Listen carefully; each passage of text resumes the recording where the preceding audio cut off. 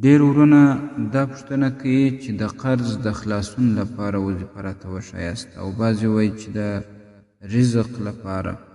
نو یو حدیث شریف کې دا راځي چې و نبي علیه الصلاة والسلام ته یو صحابي رالی او د خپلو قرضونو شکایت یې وکړي او داسې د رزق د تنګۍ شکایت یې وکړي. نبي علیه الصلاة والسلام ورته وویل چې ته دغه د ملائکو تسبیح ولې نه وایې؟ نو هغه پوښتنه ځینې وکړل چې ما هو یا رسول الله صلی الله علیه وسلم، دا د ملائکو تسبیح کمې تسبیحات دي؟ نبی علیه الصلاة والسلام ورته وویل هغه دا دي: سبحان الله وبحمده سبحان الله العظیم استغفر الله.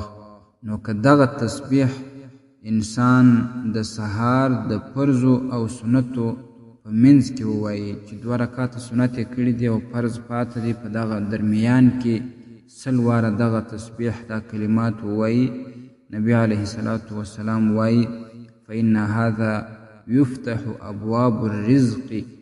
دغه تسبیحات او دغه ذکر دا کلمات دا د رزق دروازې در باندې را خلاصوي. دا روایت په ډیرو کتابونو د حدیثو کې نقل شوی دی.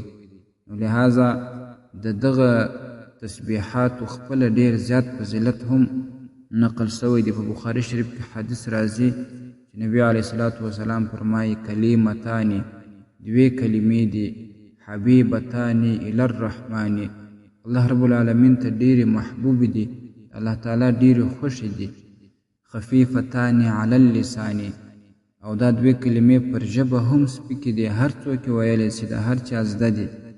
او ثقیلتان فی المیزان، دا داسې 2 کلمې دي چې بیا د قیامت په ورځ د انسان په ترازو کې چولیږي، بیا هغه د ترازو تله ورباندې درنیږي.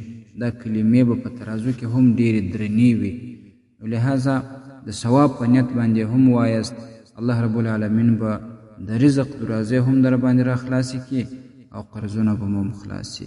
سبحان الله وبحمده سبحان الله العظیم استغفر الله، 100 واره د سهار د سنتو او فرضو تر مابین.